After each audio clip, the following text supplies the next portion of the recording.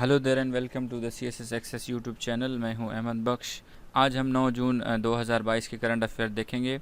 आज जो है सबसे पहले हमने ये देखना है कि आज एक इम्पोर्टेंट एक इंडेक्स पब्लिश हुआ है जो कि हर 2 साल बाद पब्लिश होता है, जो कि बहुत ही ज़रूरी है कि इसको डिस्कस किया जाए।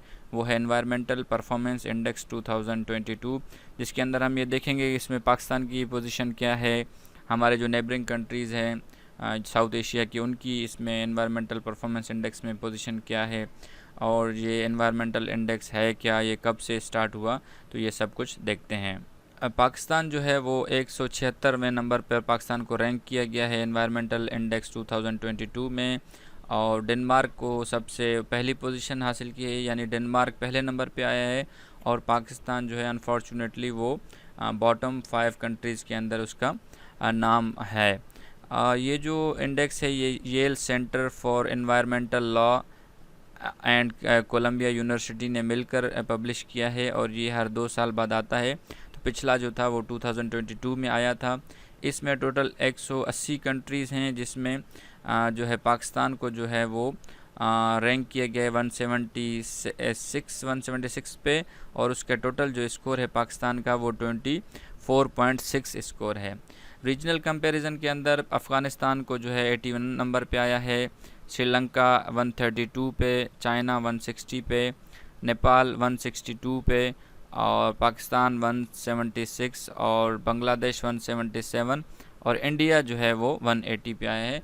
यानी कि इंडिया की जो कंडीशन है हमसे बहुत ज़्यादा पीछे है, लेकिन हमारी भी जो कंडीशन है, पाकिस्तान की भी जो कंडीशन है वो इतनी कोई अच्छी नहीं है, इम्प्रूवमेंट की ज़रूरत है। ये टॉप कंट्रीज़ की लिस्ट है, ये टॉप 5 कंट्रीज़ की लिस्ट है, और ये टॉप बॉटम कंट्रीज़ की लिस्ट है। टॉप 5 कंट्रीज़ में पहले नंबर पर डेनमार्क है, दूसरे पे यूनाइटेड किंगडम है, फिर तीसरे नंबर पे फिनलैंड, फिर माल्टा और स्वीडन। और बॉटम 5 कंट्रीज़ के अंदर जो है वो पाकिस्तान है, बांग्लादेश है, वियतनाम है, म्यांमार है और इंडिया है। और जो EPI है वो पहली मरतबा जो इस्टेब्लिश हुआ था वो 2002 के अंदर हुआ था एज इंडेक्स के तौर पर, जो कि एनवायरमेंटल सस्टेनेबिलिटी देखता है बहुत सारे मुल्कों की। EPI के एस्टीमेट के मुताबिक डेनमार्क और UK जो हैं सिर्फ 2 ऐसी कंट्रीज़ हैं जो कि 2050 तक ज़ीरो नेट इमिशन का जो गोल है वो लग रहा है कि वो अचीव कर लेंगे।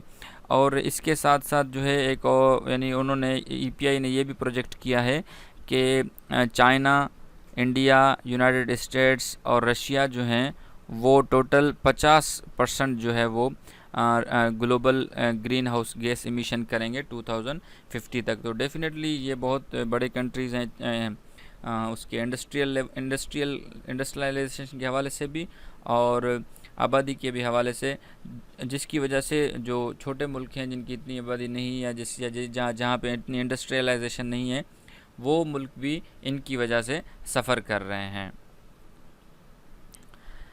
नेक्स्ट है जी, Moody's lower 5 Pakistani banks outlook to negative. पहले हमने पढ़ा था कि पाकिस्तान का जो आउटलुक है ओवरऑल इकोनॉमी का, वो मूडीज़ ने जो है वो नेगेटिव कर दिया है। तो डेफिनेटली उसका ट्रिकल डाउन इफ़ेक्ट पाकिस्तान की बैंकों पर भी आएगा।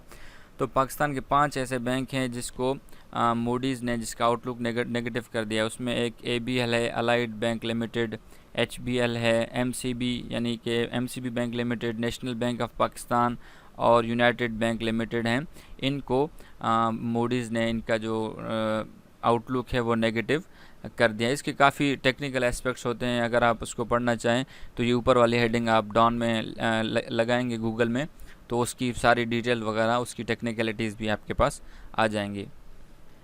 नेक्स्ट है जी, UN envoy in Yemen for talks on besieged city. आपको पता है यमन के अंदर जो है वो एक जंग चल रही है, जंग है जी हुसीज़ और सऊदी के दरमियान, यानी कि एक सऊदी स्पॉन्सर्ड है और एक ईरानियन स्पॉन्सर्ड है। वहाँ पे जंग चल रही है, तो वहाँ पे एक जो UN का एनवॉय है यमन में, वो वहाँ पे पहुँचा है, क्योंकि आजकल जो है वहाँ पे सीज़ फायर चल रहा है, तो वहाँ पे नेगोशिएशंस चल रही हैं।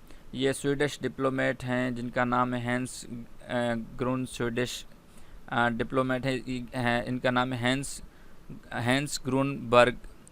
ये सना गए हैं, जो कि कैपिटल सिटी है इसका, यमन का, वहाँ पे उन्होंने बात की है हुसीस के साथ, इंसर्शन के साथ, जो कि इस कंट्री को 2014 से ये कंट्री उनके पास है। अब तक के लिए इतना ही। अपने और अपने इस चैनल का ख्याल रखिएगा। अल्लाह हाफ़िज़।